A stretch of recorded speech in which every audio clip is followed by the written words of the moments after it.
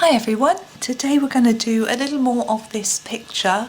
This is from Johanna Basford's 2021 weekly planner, week of the 25th of January, and we've done, oh gosh, sorry that went very blurred, we've done this bunch of flowers and these orchids and the leaves and the parrot, and I thought I would have a go at this bit. It's not quite in shot. I might just zoom out, wrong way, just a little bit so it's all in shot, or else there's quite a high chance that our colour bits that you can't see. Now I'm going to start with this long length of vine and these sort of palm leaves, and then think about what to do with these flowers. Now because I'm looking at the colours to try and decide what to do for this. So these are sort of lime green type colours, as I would call them, or olive greens. And these are darker greens, and this goes right next to this one. So I'm going to do it a different colour. So I'm not going to go for the very dark green. I'm going to go for number 5 in the Staedtler Ergosoft, but I do need to just sharpen it. This is my Derwent sharpener, and you just open it up. Gosh, the camera's at such an odd angle for you guys. Pop it in and sharpen it. And then as soon as, and look at that, lovely and sharp. Some people don't like these sharpeners because of the point. They feel it comes to too fine a point, and I probably will snap the end at some stage, because I often do. But I like it because it gets it nice and sharp. I don't use it for all of my pencil types. I find for my polychromos, normally oddly, my Staedtler Noris sharpener works absolutely fine, but for some reason I find this one's better for these. I'm just going to move, I've got a piece of paper under here, I'm just going to move it across to make sure it's right to the edge. A little tip actually, if you've got, normally I put a piece of blank paper underneath because you can see the colour coming, comes through on it from the picture behind.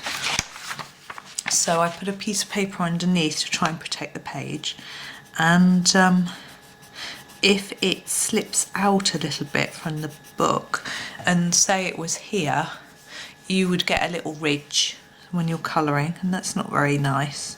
So so I try to make sure I avoid that. So I'm doing quite a hard layer of this colour on this stem. I'm not thinking of doing any sort of shading or anything, and there we go. I'm actually going to zoom it in a bit more now so you can see what I'm doing. Let's try and get all the leaves in shot for you. There we go. Because I'm going to make it darker here and then graduate the colour out, not on this particular one because it ends on this edge, but for this one I'm leaning on the rings, which I find a little bit uncomfortable. I'm going to make it a little bit lighter towards the end. I am squaring that off because there's a sort of obvious straight line along the edge there, but obviously this one we've got the full plant in the picture, so I'm just reducing the amount of colour towards the tip. Now here you could leave that just like that, or you could add another colour on top. I haven't decided what I'm going to do yet. So I'm just going to go through and do it this way. Yeah, and hopefully you can see that there's a bit less here than there is down there. I'm going to do a similar thing on this particular branch. I'm actually going to turn this upside down because it's beginning to rub on my hand. So I prefer leaning on a page than on a sort of ring. I don't know how other people cope. I know a lot of people like to have their book completely spiral bound, and I don't know how they manage like that, but anyway, maybe they do turn it round like I have. So the same here as we did for this, sorry you can't see. Let me just move my remote control out of the way. So we're going to do the same here as we did for this one. So do harder pressure here and lighter towards the end. Now I've got a longer piece here to graduate the colour out than I did over here, but it's still the same technique, and it takes a bit of practice I think to get that light touch and then that darker touch.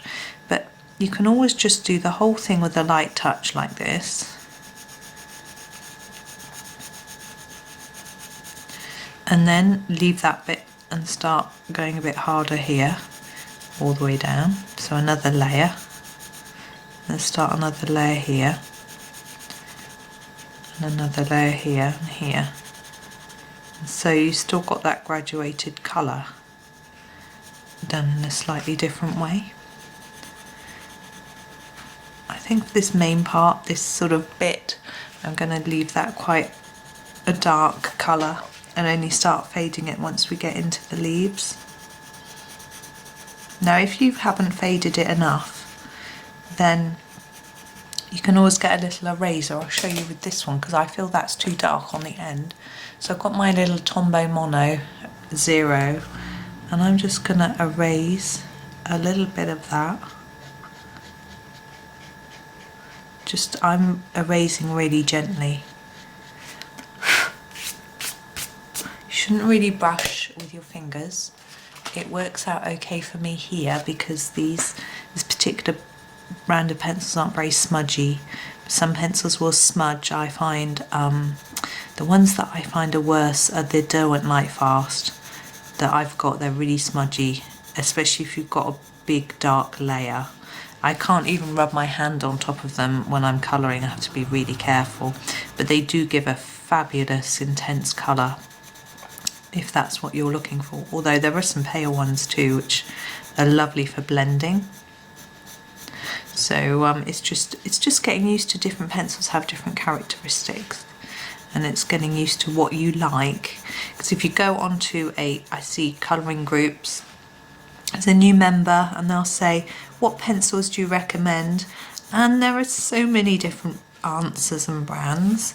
You know, it depends on your budget, for one thing, and not just about how much you can afford, but what you think will give you value for money, in the sense that if you colour lots and you think you're going to use a whole set up, then yeah, you know, think about spending more.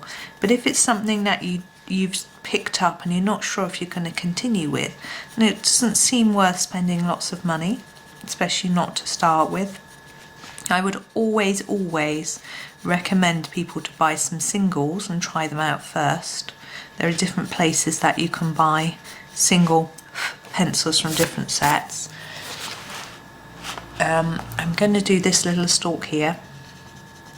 Colouredpencil.shop is a fantastic place to buy your polychromos and your Prismacolors. I'm going to continue with this colour here on these leaves, but I'm going to add in a second colour for the tops. Yeah, they do, and they do some Caran d'Ache luminance, I think, and I'm not sure if they do the Derwent Lightfast or not, but it's a good place to go for individuals.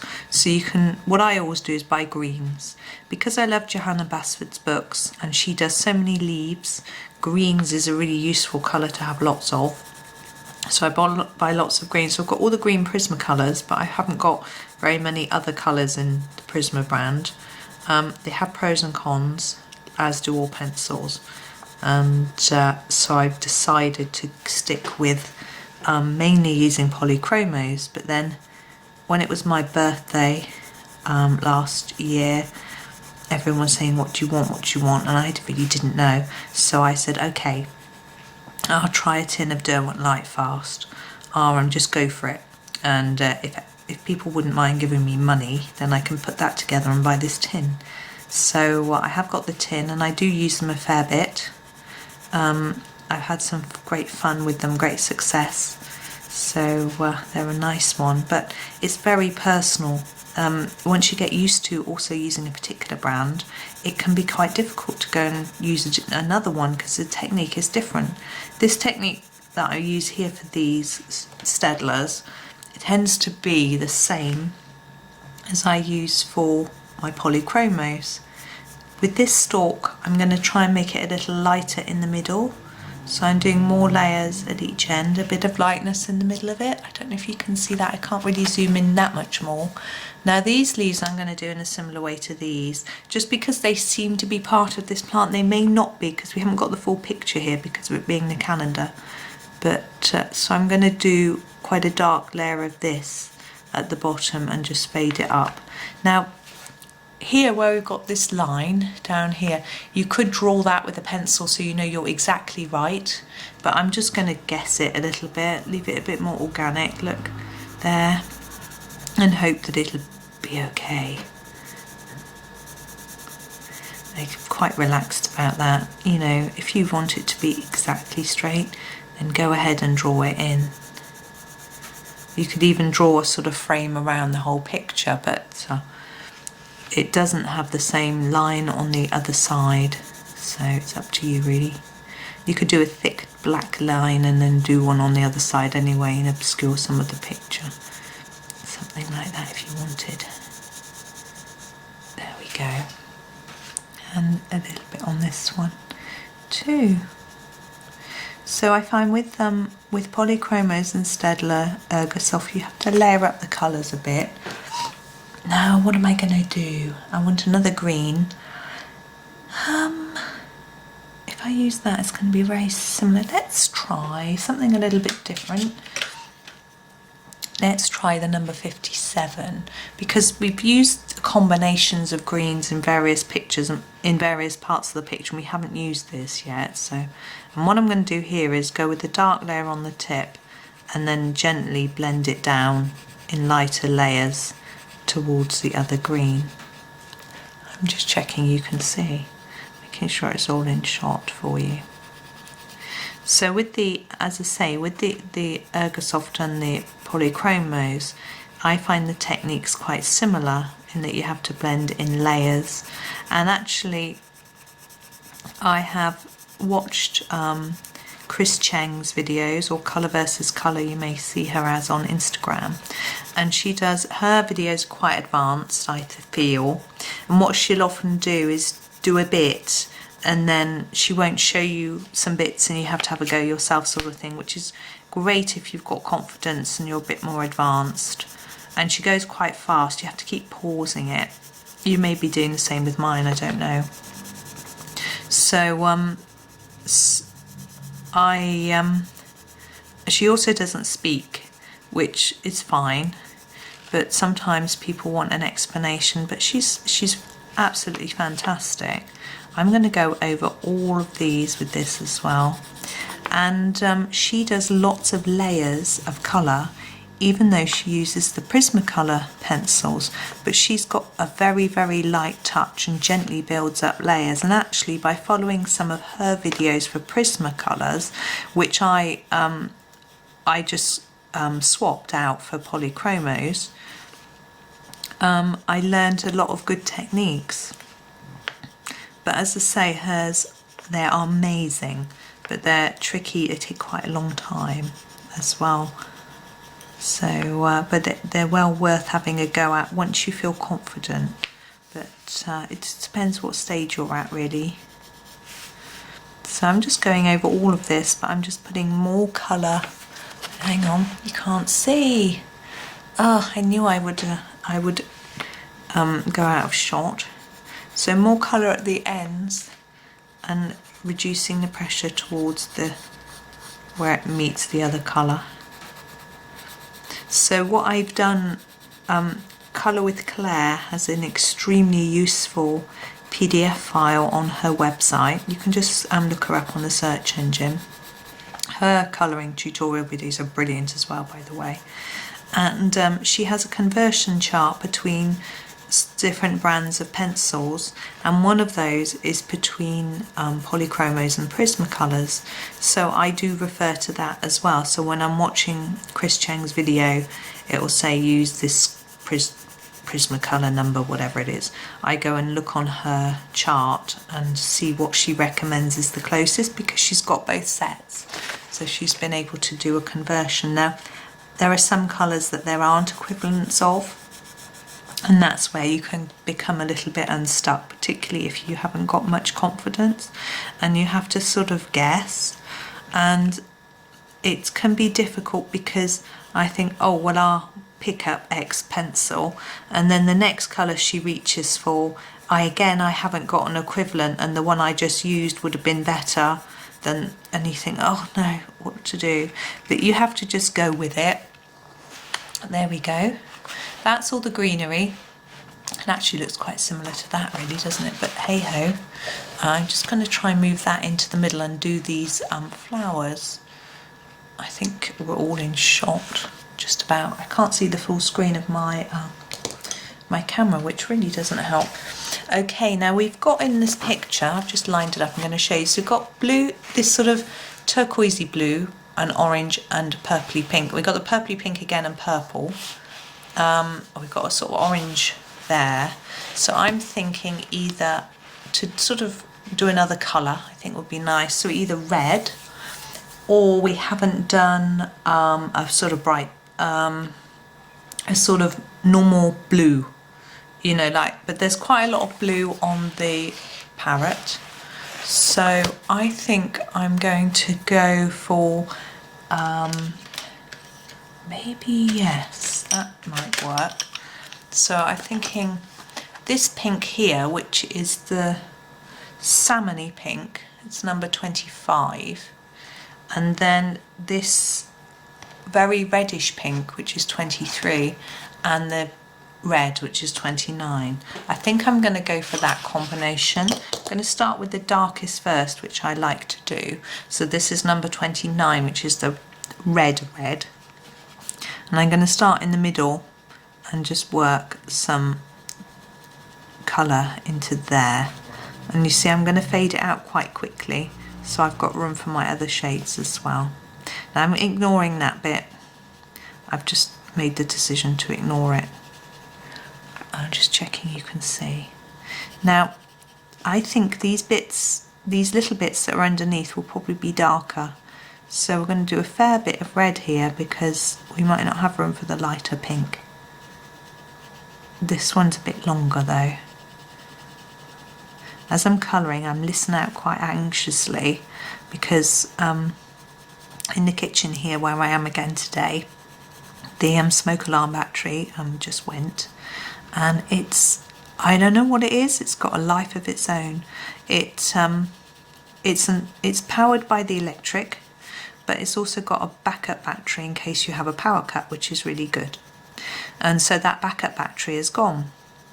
Let's take it down off the ceiling, so then it's not connected to the electric anymore. Take the battery out to change it, and it still beeps. And I'm not kidding, it still beeps. It's like, where is it getting the power from when I've taken it off the ceiling? I don't know what's flipping going on with the silly old thing. But anyway, my husband took it down, changed the battery for me. He's nice and tall, he can do it without standing on a chair. So he did that for me. I was also in the middle of a Skype chat, so that was useful. And he did that for me. And he comes back upstairs and we're all sitting there and I'm saying I'm going to go and record a video in a minute. But that smoke alarm's still beeping. I said, did you change the battery? He's like, yes. Why is it still beeping? I think it still beeps a few times after the battery's been changed. So I'm wondering if it's going to keep beeping, but it seems to be quiet and behaving. So hopefully we won't get disturbed by beeping. But fortunately it's just one blip, it doesn't go off. That would be quite deafening, annoying. But however, one good thing is that it decided to go in the middle of the day. Normally they decide to go in the middle of the night, and I've got several that are really close to each other. Not the one in the kitchen here, but there are some on other floors of the house where they're really close to each other, and so you can't tell which one is beeping. I think that's a bit of leaf. Maybe not the whole of it, maybe that's petal, and that I reckon is leaf. If I had my copy of Magical Jungle here I could check, but I'll just do it how I feel it should be. So I'm going to do that as leaf, so I'm going to do it now before I forget and grab my number 5 green. I don't know if you can see, I think you can just about see, and just do quite a dark bit here where it's under the plant and fade it off. and then take the number 57, just go over the top, not all the way over the top, just that bit. There we go, that's done. Now we've finished with that red 29, so we're going to move on to number 23. I'm just going to, sorry, zoom out the tiniest bit, and then you can see, I know you can see it now. I hope it's in focus. It looks a bit blurred, maybe it's just me. So this red, this sort of pinky red, I'm going to go over the top of the red we've done already, and then just fade it out towards the tip of the leaf here. I don't want too much of this, I want there room for some pink, especially on these top ones where I think they'd be lighter. So I always think the light would hit the top of the plant and the top petals would be brighter than the rest. So I'm doing all the top ones first. It doesn't really matter what order you do them in. It's just helping me remember what I'm doing. So this one needs doing too. Now under here, this probably isn't that much darker. Gosh, it's getting dark outside already. But this one I think will be darker, so I'm going to press down harder, do more layers and not actually leave any room for any pink. And on this one I might just leave a tiny bit of room. I know I've missed one out. Pretty sure I have anyway. This one's been missed out. So take it, leave a little bit of space. There we go. Gosh, I was having a Skype chat with my parents and they don't normally like to talk about politics, but they've been watching some news channel today and they were all full of talking about politics, which was quite funny. But fortunately it was politics that we all agreed on, so it didn't get too heated.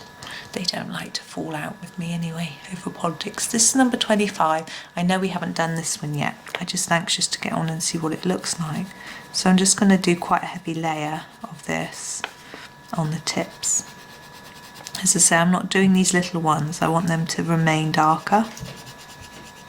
Oh, I'm thinking this is coming out rather well. This is a colour combo that I haven't tried before, so that's quite fun. I know it's probably good practice really for me to try these things out before I record a video, but I just want to show you. And there isn't, and it means I can demonstrate the whole thing, unless I had 2 copies of the book, which actually I have got quite a few copies of Magical Jungle, to be honest. So we're going back to number 23 for this one. I have got quite a few copies of Magical Jungle, but I don't really want one as a sort of practice book and one as a sort of demonstration, you know, video book. I like to just go for it and enjoy them. I'm not very good at practicing first, I just go for it. So I'm trying to remember that these are supposed to be slightly lighter. Now these can be a little bit darker under here, but probably not really. This one would be, I think. So I'm putting a bit more pressure down on the paper there and on this one. I'm not really sure what this one is, so just do a little bit like that. No, I don't know whether that should have been a bit of leaf. Oh well, it's done now, isn't it? So lastly, back to number 25, and back to these tips. Brighten them all up and just blend it into the rest. Now I'm looking at the time on this video, wondering whether to do the butterfly and foliage from the other side as well. I think I won't. I think I'll leave it for another video, but I will do a little something. I'll show you in a minute. There we go. Right. I was thinking of these little teardrop bits, outlining them in white pen, but I'm not sure I want to do that. I'm just turning it around to show you. We've got this little bit here which I'm going to do down here with the little hearts on. Now I think this is a leaf, not a flower, So, and it's quite small, so I'm just going to choose one colour, number 52, and I'm just going to do the whole thing in this one colour. I'm not going to shade or do anything fancy. You could do if you like, but it's quite small. We've got lots of detail and shading across the page, so I think sometimes it's nice to have something plain as well. So take that bit all the way down.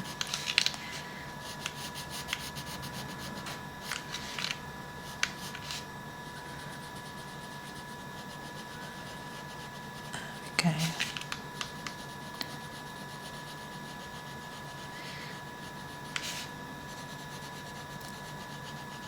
Sorry, I'm being very quiet.